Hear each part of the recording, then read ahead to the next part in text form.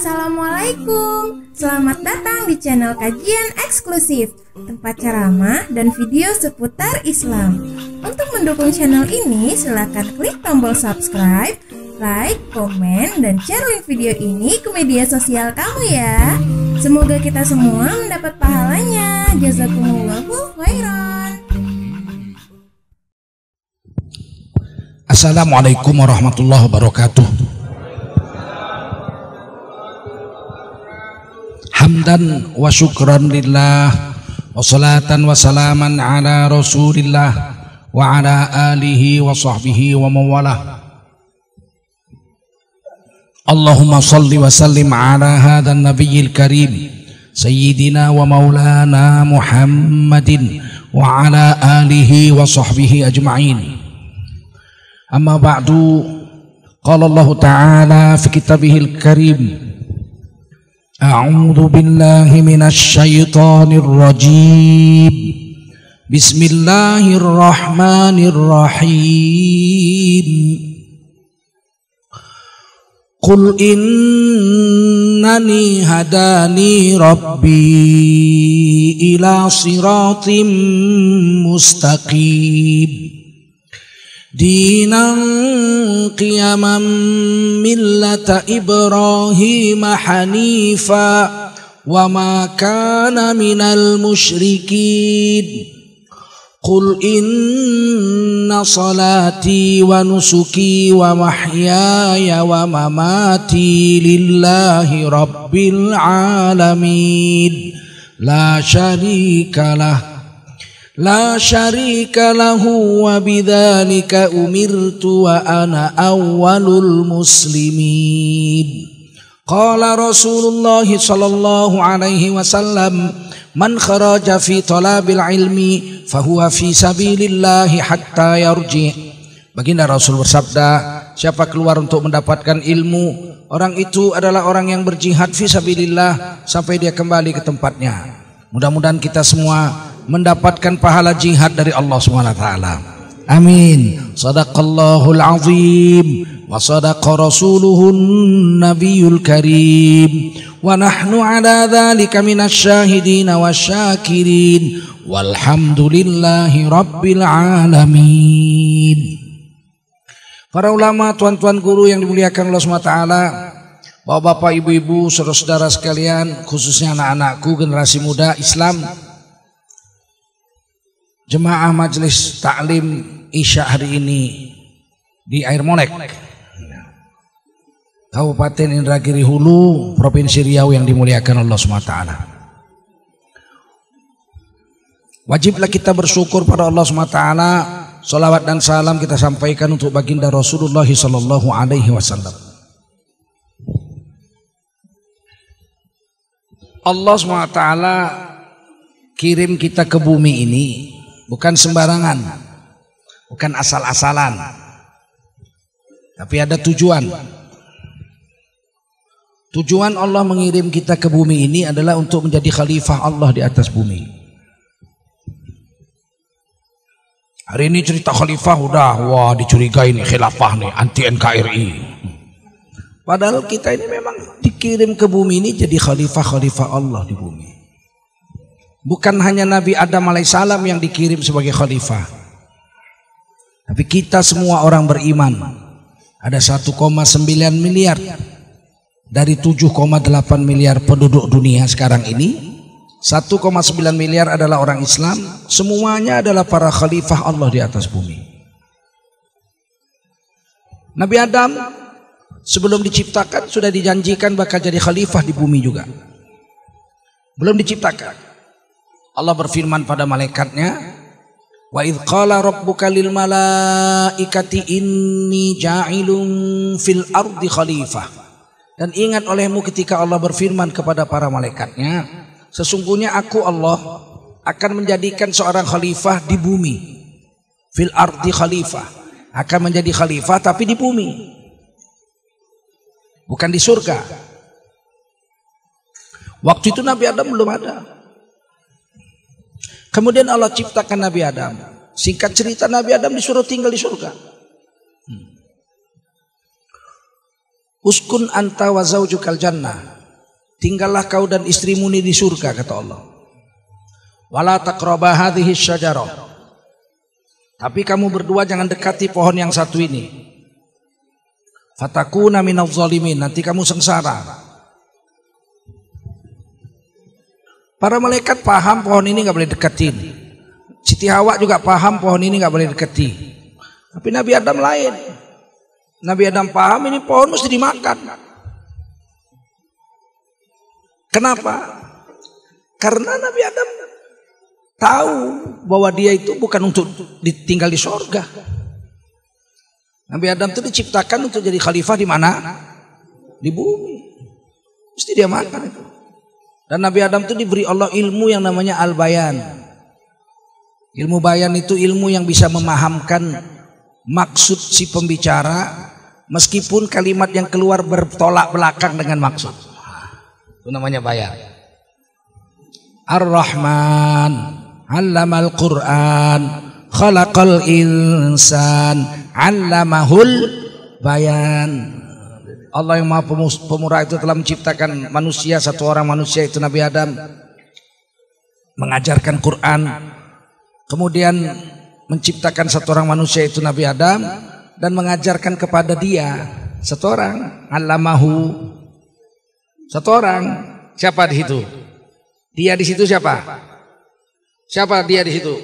Nabi Adam, satu orang. Malaikat enggak, Siti Hawa enggak. Manusia di situ allamahu al-bayan. Satu orang manusia yang diajari ilmu bayan yaitu Nabi Adam alaihissalam. Nabi Adam mengerti di surga mana ada jangan. Gak ada jangan di surga. Yang ada namanya jangan, larangan, nahi. Larangan itu hanya ada di dunia. Di surga mana ada larangan. Jangan kawin lebih dari 4. Di mana? Di mana? Di dunia, di surga. Orang paling miskin bidadarinya 4.900. Ayo. Jangan minum khamar. Di mana nggak boleh minum khamar? Di dunia, di surga boleh nggak? Satu sungai. Satu sungai khamar. Sungai madu, sungai susu, sungai air, sungai khamar di surga. Nggak ada jangan di surga.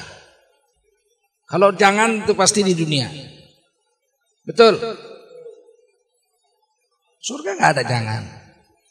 Jangan meninggalkan sholat. Di mana? Di surga ada sholat. Nabi Adam tahu inilah jalannya untuk jadi khalifah di dunia. Dia makan. Oleh karena itulah Nabi Adam tidak diusir dari surga. Kalau Nabi Adam membangkang perintah Allah pasti diusir dong. Betul. Iblis disuruh sujud sama Nabi Adam untuk menghormat. Isjudu li Adam, sujudlah kamu hai malaikat pada Nabi Adam, li ta'zim, untuk menghormat, bukan li ta'bud, bukan untuk menyembah. Tidak boleh nyembah selain Allah. Semua malaikat sujud, fasajadu, malaikat semua sujud, illa iblis. Iblis nggak mau. Dia menolak sujud. Aba wastakbar wa kana minal kafirin. Congkak dan sombong iblis, jadilah dia kelompok orang-orang yang kafir. Sekali aja diusir, ukhruj. Kata Allah, fakhruj minha. Keluar kau iblis dari surga itu. Fa innaka rajim, kau terkutuk sampai hari kiamat. Karena melawan Allah. Sekarang Nabi Adam udah dimakan, diusir nggak? Nggak ada. Mana ada ayat mengatakan keluarlah kau dari surga itu, kamu terkutuk? Nggak ada. Yang ada justru hari turun itu hari yang agung. Kalau Nabi Adam melawan perintah Allah pasti turun itu hari yang terlaknat. Betul. Kata Nabi dalam hadis Bukhari, khairul yaumi tala'at alaihi syamsu yaumul jumu'ah. Hari terbaik yang pernah disinari matahari adalah hari Jumat. Kenapa hari Jumat terbaik? Kata Nabi dalam hadis sahih ini, sahih Bukhari. Fihi khuliqa Adam. Hari Jumat terbaik karena hari Jumat adalah hari di mana Nabi Adam diciptakan. Wa fihi udkhilal jannah. Hari Jumat itulah hari di mana Nabi Adam dimasukkan ke surga. Wa fihi ukhrija minha. Dan hari Jumat itulah hari Nabi Adam dikeluarkan dari surga turun ke bumi. Hari terlaknat atau hari terbaik? Jadi kenapa kalian bilang Nabi Adam berdosa makan buah itu? Kalau nggak dimakannya, turun Nabi Adam ke dunia. Ada klien. Jadi khalifahkah beliau di dunia kalau nggak dimakannya? Tidak. Jadi kalau dimakannya jadi khalifah, apakah dia membangkang atau menjalankan perintah Allah? Ditulis itu dalam tafsir Sawi, jilid pertama halaman 11. Tidak boleh mengatakan Nabi Adam melawan Allah. Kafir hukumnya mengatakan Nabi Adam melawan Allah. Mana ada Nabi melawan Allah? Sampai sini paham? Ngaji dari Islam, jangan ngaji dari Kristen. Kalau Kristen, Nabi Adam berdosa memakan buah itu dan diturunkan ke dunia membawa dosa warisan. Turun-temurunlah dosa itu kepada anak cucunya. Udahlah dosa makan buah, turun-temurun ribuan tahun. Anak cucunya kena pula semua. Nah, itu ajaran Kristen. Kita ucapkan lakum dinukum waliyadin. Sedangkan kita enggak. Kullu mauludin yuladu alal fitrah. Tiap bayi yang lahir suci, tidak membawa dosa. Itu akidah kita itu. Sampai sini paham? Untuk apa Nabi Adam turun ke bumi? Jadi khalifah. Kita ini pun sama. Hanya bedanya Nabi Adam nabi, kita bukan. Nabi Adam dapat wahyu. Fatalaqqa Adamu min rabbih kalimatin fataba alaihi. Maka Allah turunkan wahyu beberapa kalimat, maksudnya wahyu lah. Wahyu Allah diturunkan pada Nabi Adam, maka tobatlah Nabi Adam dengan wahyu itu. Tuh. Kan Nabi Adam dapat wahyu berarti nabi. Ada yang bilang Nabi Adam bukan nabi, ada juga. Saya baca buku, Nabi Adam bukan nabi. Jadi siapa? Kalau Nabi Adam bukan nabi, apa Nabi Adam? Kok dapat wahyu? Ayo. Laki-laki yang dapat wahyu adalah seorang ya, tapi kan Nabi Adam nggak punya kaum. Siapa bilang? Nabi Adam punya yang didakwahinya. Siapa? Anak cucunya lah. Betul. Jin kan udah ada duluan di bumi ini. Tentu Nabi Adam dakwah sama jin juga. Dakwah sama manusia juga. Dan Nabi Adam tuh panjang umur 1050 tahun. 100 tahun di surga, 950 tahun di dunia. Ini menurut kitab Qasasul Anbiya. Qasasul Anbiya Imam Ibnu Katsir. 950 tahun itu ketemu Nabi Nuh. Saya terkejut tuh. Ya Allah, Nabi Adam jumpa Nabi Nuh, 8 keturunan di bawahnya. Ya, 1000 tahun macam mana nggak jumpa sama cucunya keturunan ke-8. Satu keturunan paling 30 tahun. Betul. Nah, Nabi Adam tuh jumpa Nabi Nuh. Berapa ribu orang udah itu. Nabi Nuh belum jadi nabi waktu jumpa Nabi Adam. Sebab Nabi Nuh diangkat jadi nabi umur 480 tahun. Dakwah malam dan siang selama 420 tahun. Jadi 900 tahun datanglah banjir topan. Tapi Nabi Nuh jumpa Nabi Adam. Kira-kira didakwahi Nabi Adam enggak Nabi Nuh itu? Didakwahinya enggak? Diajarkannya enggak kepada cicit-cicitnya Nabi Nuh alaihissalam untuk menyembah Allah, jangan musyrik? Diajar enggak? Jangan dipikirnya Nabi Adam hidupnya cuma 30 tahun pikirnya. Sampai berani dia bilang Nabi Adam bukan nabi. 124.000 nabi, 313 rasul, 25 rasul pilihan. Masuk Nabi Adam 25 rasul pilihan. Betul? Bahaya akhir zaman ini ngaji. Banyak orang pandai-pandaian. Lebih pandai dari Imam Ibnu Katsir, lebih pandai dari Imam Suyuti. Apa enggak bahaya itu? Nah, kita pun diangkat Allah ke dunia ini orang-orang beriman aja ya. 1,9 miliar adalah khalifah Allah. Tapi bukan nabi, karena kita nggak dapat wahyu. Tapi tugas sama-sama mendakwahkan agak wajib kita dakwah. Paling tidak untuk diri dan keluargamu. Ya ayyuhalladzina amanu qu anfusakum wa ahlikum naro. Paling tidak untuk diriku, istrimu dan anakmu. Tak boleh kita biarkan anak kita jadi setan. Nggak boleh. Anak kita minum tua di rumah kita, nggak sholat, kita biarkan. Dosanya kita yang nanggung. Karena mencegah dia untuk berbuat mungkar itu wajib hukumnya. Apalagi dia tinggal sama kita. Kullukum ra'in wa kullukum mas'ulun an ra'iyati, itu hadis Bukhari. Setiap kamu pemimpin dan kamu akan ditanya tentang kepemimpinanmu di dunia. Anak istrimu tuh tanggung jawabmu.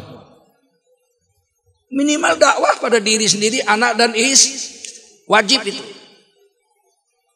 Kalau ada laki-laki pulang dari masjid zikir dia, subhanallah, subhanallah, habis zuhur, subhanallah, subhanallah. Sedang ngasih zikir anaknya lari-lari.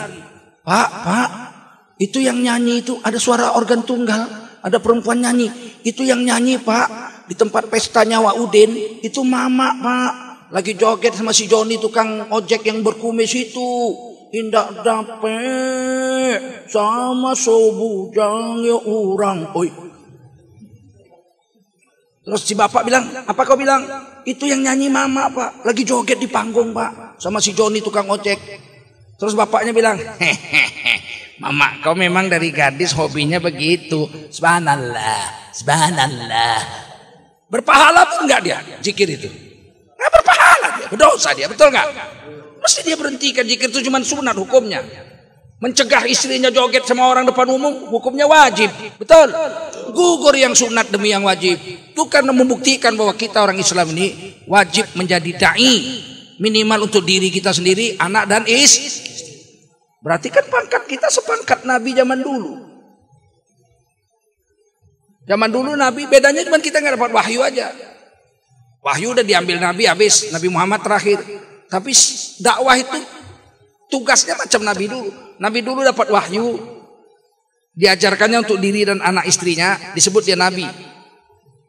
Kalau dapat wahyu diajarkannya untuk kaumnya, disebut dia Rasul. Walikulli ummatin Rasul. Setiap umat ada satu Rasul. Tapi Nabi ada yang cuma keluarganya aja. Nggak dakwah sama kaumnya, di dakwahnya keluarganya aja. Kita ini kalau nggak mengerjakan pekerjaan Nabi zaman dulu, berdosa kita. Istri kita joget-joget, kita biarin, berdosa kita. Anak kita nggak sholat, kita biarkan bertahun-tahun. Jangan kita pikir cuma anak kita yang berdosa, kita berdosa juga. Kata Nabi, as-sholatu imaduddin, sholat itu tiang agama. Wa man aqamaha faqad aqamaddin. Siapa menegakkan salat dia telah menegakkan agama. Wa man tarakaha faqad hadamaddin. Siapa meninggalkan salat dia telah meruntuhkan agama. Meninggalkan salat bukan sekedar dapat dosa meninggalkan salat. Dapat dosanya adalah dosa meruntuhkan agama. Yang bilang Nabi hadis Bukhari Muslim. Pentingnya tiang agama itu. Kalau datang orang bawa martil 5 kilo, palu 5 kilo, dipecahkannya dinding-dinding masjid ini, kita akan bangun menangkap orang itu rame-rame, kita ikat, bawa kantor polisi. Betul? Polisi nanya, kenapa ini orang diikat? Menghancurkan masjid Pak, polisi. Manusia bejat. Tangkap sama polisi, masuk penjara. Kenapa? Menghancurkan masjid. Manusia bejat. Orang yang meninggalkan sholat, kata Nabi, bukan menghancurkan masjid, menghancurkan agama. Mana lebih ngeri? Mana lebih ngeri? Menghancurkan agama lebih ngeri, betul. Tapi enggak kita marahi. Bertahun-tahun anak kita enggak sholat, kita kasih makan, kita sekolahkan, dibelikan sepeda motor, dikuliahkan jadi dokter, tidur di bawah atap rumah kita, di sebelah kamar, dinding kamar rumah kita sebelah-sebelah dinding itu dia situ. Siang malam dia menghancurkan agama karena meninggalkan sholat. Kita enggak prihatin. Kita kasih makan, kita sekolahkan penghancur agama. Bagaimana itu? Apa kita enggak ikut nanggung dosanya itu? Ikut enggak? Maka dakwah itu wajib. Minimal untuk diri sendiri dan keluarga. Dan itu pekerjaan nabi-nabi zaman dulu. Maka kita ini semua dijadikan Allah sebagai khalifah. Makanya wajib berdakwah. Ditulis di Quran surah Al-An'am ayat terakhir. Bahwa kita itu khalifah. Wa huwallazi ja'alakum khalaifal ardh. Dialah Allah yang telah menjadikan kamu semua orang beriman menjadi khalifah-khalifah Allah di atas bumi. Kita khalifah kita, betul? Bukan sembarangan kita ini. Maka orang Islam tidak boleh jahat. Kalau jahat dia melakukan dosa besar, dua aja itu kuncinya. Kalau enggak fahsya mungkar, dah itu aja. Kenapa Allah bedakan dosa besar itu dengan fahsya dan mungkar? Sering dengar kan fahsya dan mungkar? Apa bedanya fahsya dengan mungkar? Imam Ghazali menjelaskan fahsya dan mungkar itu. Fahsya itu dosa besar yang merugikan diri sendiri.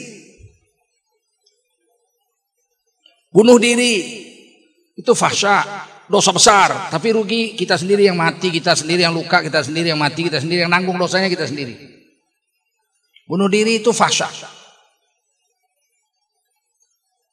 Ngisap narkoba itu fahsya. Duit kita, yang beli kita, yang ngisap kita, yang mati kita, nggak merugikan orang. Mengisap narkoba fahsya. Berzina, suka sama suka, pergi pinggir sungai, berzina di bawah pohon karet, itu fahsya. Yang rugi mereka sendiri, nggak merugikan orang. Tapi zina itu fahsya, dosa besar. Quran bilang begitu, wala taqrabuz zina innahu kana fahisyah wa sa'a sabila. Jangan kau dekati zina, zina itu fahsya, dosa besar yang merugikan diri sendiri. Nggak mungkin salah Imam Ghazali, nggak mungkin salah Imam Ghazali. Dan sejelek-jelek jalan, dosa besar tuh kalau merugikan diri sendiri fahsya. Dan nggak boleh kita berkeras, yang jinah saya, yang mabuk saya, yang judi saya, terserah saya dong. Kamu jangan sok ngatur-ngatur, melarang-larang saya. Itu fahsya. Allah benci, nanti turun bala. Kata Zainuddin MZ almarhum, yang jinah memang elu, yang mabuk memang elu, yang judi memang elu. Tapi zina, mabuk, judi itu dilaknat Allah. Kalau kau lakukan, Allah murka, turun azab bala bencana. Yang kena bukan lu doang, monyong. Oh, tuh Zainuddin MZ itu. Maka harus dicegah. Dosa yang kedua namanya mungkar. Dosa besar juga. Apa bedanya mungkar? Mungkar dosa besar yang merugikan orang. Kalau bunuh diri merugikan diri sendiri namanya fahsya, membunuh orang namanya mungkar. Bunuh orang mungkar karena merugikan orang. Jadi yatim anaknya, di janda anak istrinya kan. Mungkar itu. Ngisap narkoba, fahsya. Jual narkoba, mungkar, dia merugikan orang. Membuat narkoba, apa hukumnya? Mungkar itu merugikan orang. Zina, suka sama suka, fahsya. Memperkosa orang, mungkar. Jadi dosa itu dua yang besar, fahsya atau mungkar. Dua-duanya nggak boleh. Dua-duanya harus cegah. Hanya bedanya mungkar itu terang-terangan, sedangkan fahsya sembunyi-sembunyi. Mana ada orang berzina di depan pintu masjid? Pastilah sembunyi-sembunyi, betul. Kalau mungkar terang-terangan. Berjudi sembunyi-sembunyi dia, tapi kalau membunuh orang, ya pastilah paling tidak dia sama yang dibunuhnya itu tahu.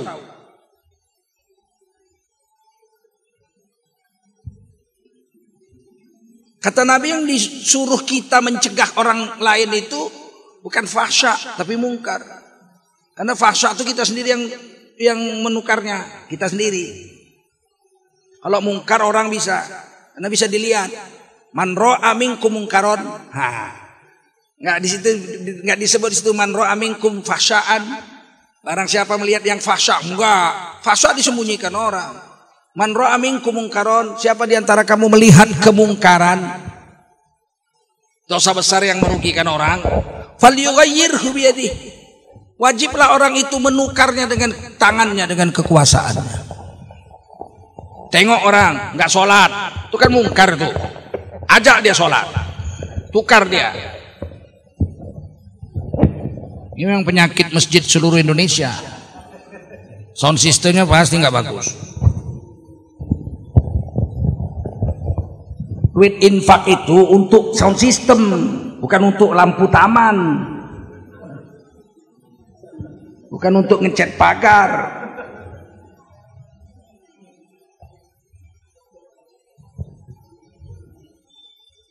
Kalau gereja bagus-bagus sekali itu sound systemnya. Kalau masjid rusak, setengah mati ustadz ceramah, nggak didengar orang. Tukar sound systemnya, beli yang 25 juta, bagus. Taruh speakernya di bawah sana satu, bawah sana satu. Orang yang dengar duduk di lantai kok speakernya di atas. Nggak kena kupingnya itu. Yang dengar khutbah Jumat duduknya di lantai, speakernya di atas. Coba. Kadang-kadang di atas sana lagi. Kan macam orang menjerit. Belajar fisika. Gunakan itu ilmu dunia itu untuk agama kita. Siap? Saya nggak suka pakai begini-begini ini. Kan jelek kali macam orang planet aku. Beli mic-nya yang mahal, harga 1,5 juta.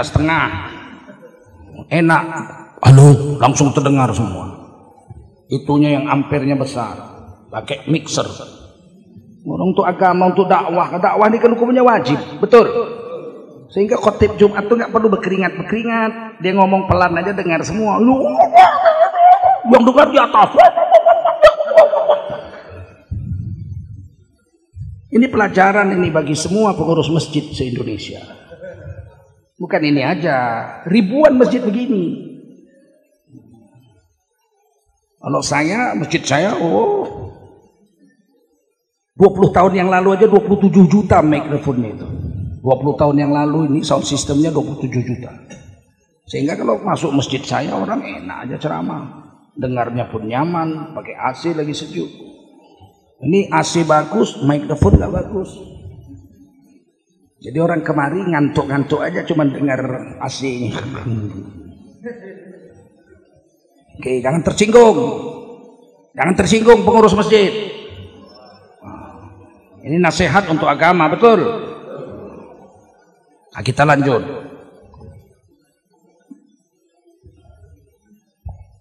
Siapa yang melihat kemungkaran, dosa besar yang merugikan orang, mesti dicegah dengan kekuasaannya. Fa'ilam yastati, kalau dengan kekuasaan nggak mampu mencegahnya, fabilisani, maka dia harus mencegah kemungkaran itu pakai mulutnya. Ada orang nggak sholat, rame-rame main batu depan masjid. Azan sudah berkumandang, dia masih main batu. Kita datangi. Kalau bisa pakai kekuasaan, pakai kekuasaan. Kalau kita polisi cabut pistol, bubar nggak kau masuk masjid? Ku tembak batang leher kau nanti. Kenapa? Karena dia punya pistol. Kan polisinya Islam. Ku angkat kau ke penjara nanti main-main batu kau udah ajan. Masuk masjid. Pakai kekuasaan. Kalau nggak punya kekuasaan, kayak mulut. Saudara-saudara, azan sudah berkumandang. Mari kita ke masjid sholat. Tinggalkan itu main batu itu, walaupun tak berjudi, tapi tak boleh. Setelah mendengar azan tidak mengerjakan sholat. Fasik namanya, orang berdosa itu. Tak ada lebih penting dari sholat. Karena sholat itu tiang agak ngomong, pakai mulut. Fa'illam yastati, kalau mulut nggak mampu, tapi qalbihi, paling nggak hatinya benci dengan kemungkaran itu, mengingkarinya. Itu mungkar, saya nggak setuju. Paling itu yang paling kecil. Kata Nabi, wadzalika at'aful iman, mengingkari atau membenci kemungkaran dengan hati itu iman yang paling lemah. At'af, paling lemah. Artinya kalau benci pun hatinya enggak, jangan-jangan sudah tidak beriman itu orang. Berjoget-joget orang rame-rame, hatinya ikut lah. Jangan-jangan sudah tidak beriman ini orang. Yang bilang Nabi melihat kemungkaran hati benci, betul nggak? Ada kiai perempuan joget-joget ikut pula tepuk tangan. Kata Nabi, hatimu tidak mengingkarinya itu iman paling lemah. Kalau kau ikut tepuk tangan, macam mana? Ayo. Saya ingin menjelaskan hadis ini. Mudah memahamkannya. Kalau kemungkaran kita cuma benci dengan hati, tidak mengubah keadaan. Bahkan bertambah buruk, akan bertambah hancur. Ada orang jual narkoba di situ, kita tahu. Tapi kita benci dengan hati aja. Jual narkoba, jual narkoba, jual narkoba. 10 tahun kemudian sekampung ini kena narkoba semua, anak cucu kita kena semua. Setuju? Tidak bisa dibiarkan itu.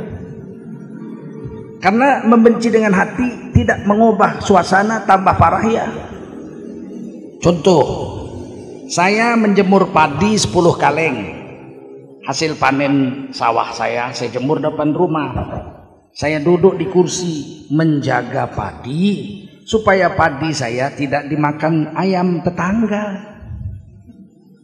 Sedang saya menunggu padi saya dijemur, datang ayam tetangga 300 ekor, dimakan padi saya itu. Terus saya membencinya dengan hati. Ayo, kau makan padiku. 1 hari habislah padi itu. Betul? Tidak bisa dengan hati saja.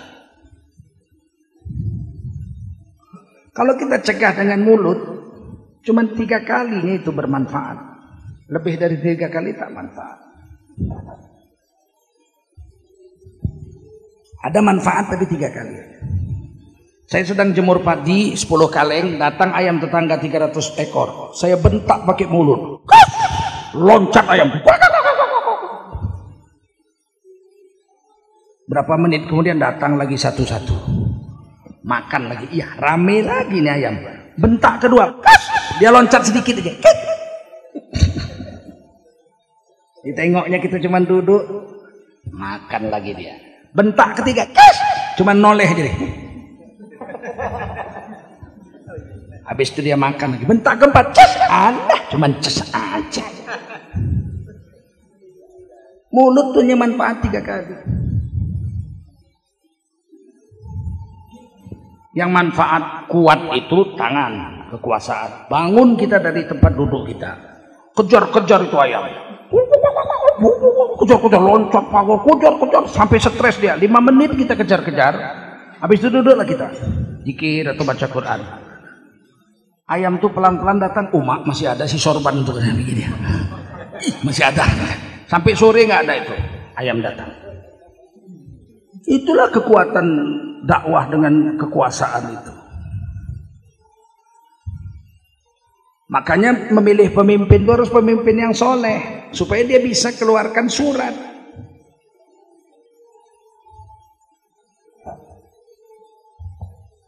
Tidak boleh pegawai negeri tidak sholat berjemaah. Keluar surat bupati. Seluruh pegawai negeri sholat berjemaah. Kalau enggak potong gaji 70.000. Takutlah orang, betul enggak? Tapi kalau bupatinya tukang joget, habislah sekampung mama-mama ikut joget. Kenapa? Aman, bupati yang nyuruh. Apa enggak rusak seluruh negara ini kalau begitu? Kekuasaan itu penting. Mulut 3 kalinya cuma. Hati nggak manfaat apa-apa, nggak merubah keadaan. Paham? Nah kita itu khalifah untuk itu. Kalau di dunia ini kita tidak memeluk, menjalankan agama dan mendakwahkan agama, bukan khalifah kita. Agama ini harus jadi tuntunan hidup kita, barulah kita disebut khalifah. Itu pun belum cukup.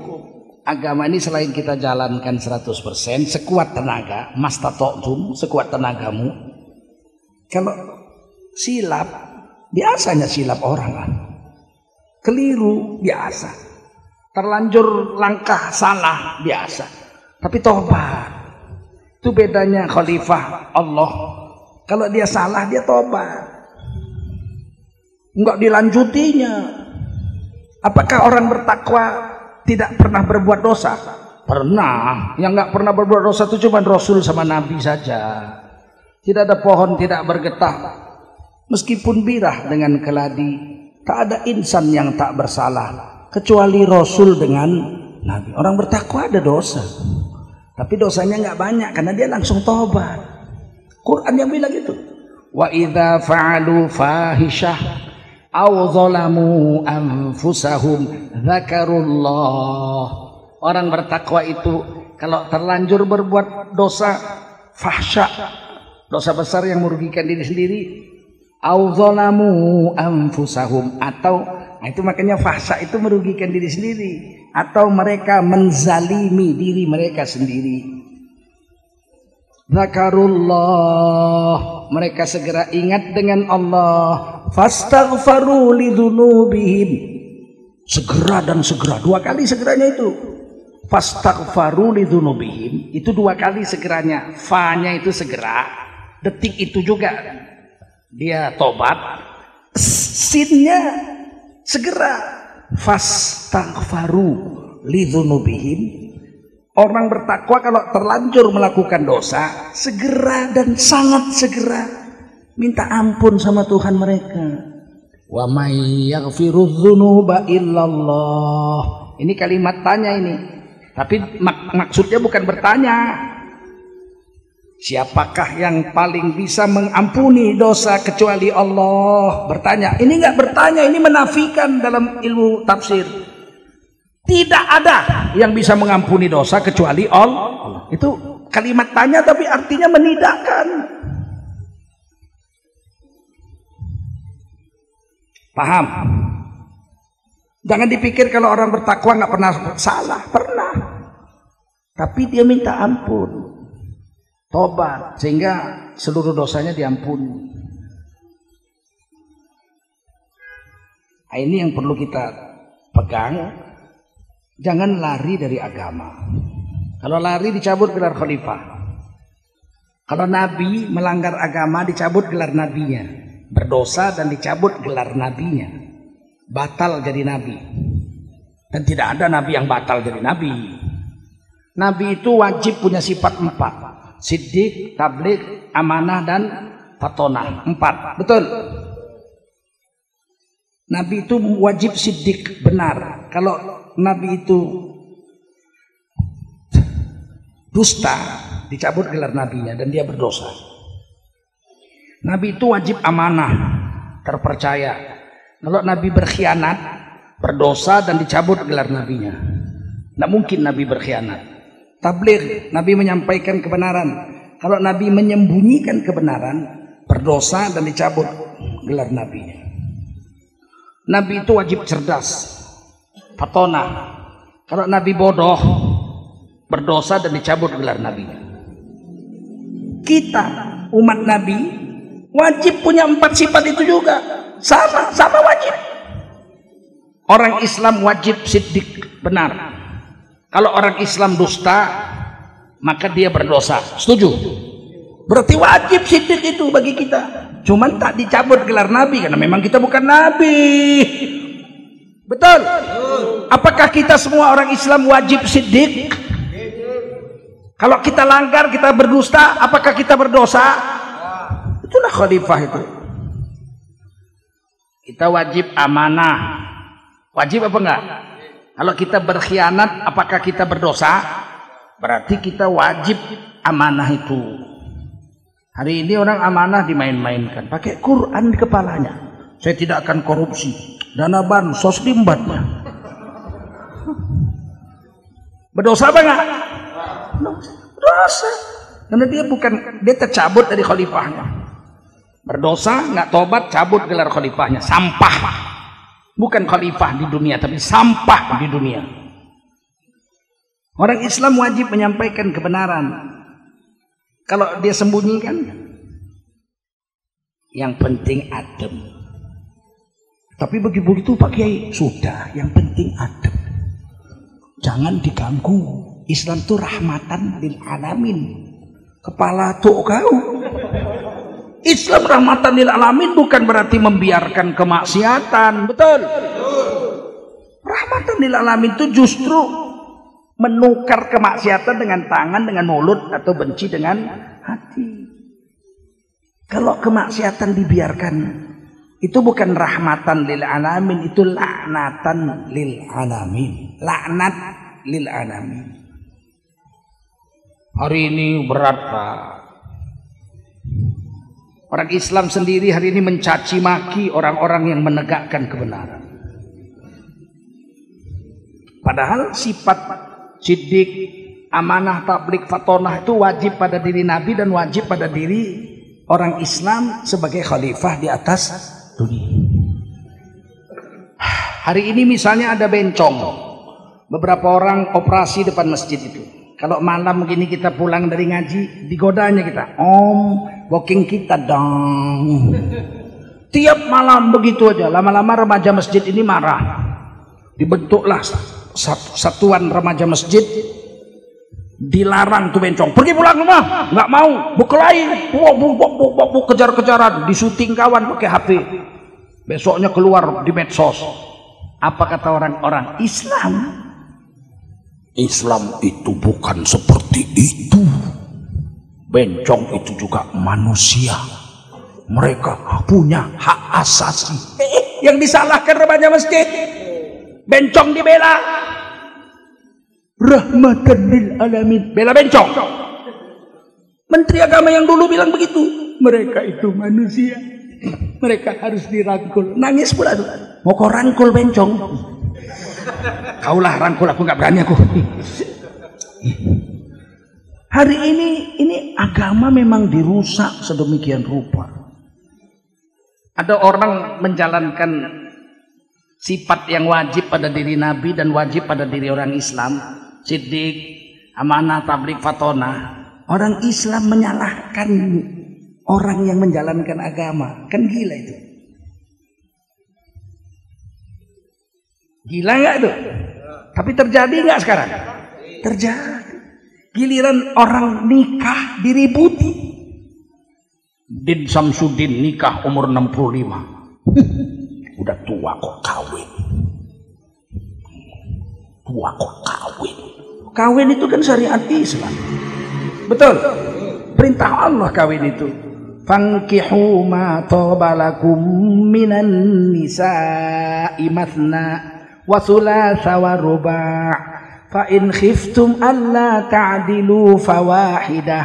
Nikahlah kamu, nikahkan kamulah wanita-wanita yang layak untuk dinikahi, 2, 3 atau 4. Akan tetapi kalau kamu tidak mampu berbuat adil, 1 lebih baik bagimu. Perintah Allah bukan? An-nikahu sunnati, nikah itu adalah sunnahku.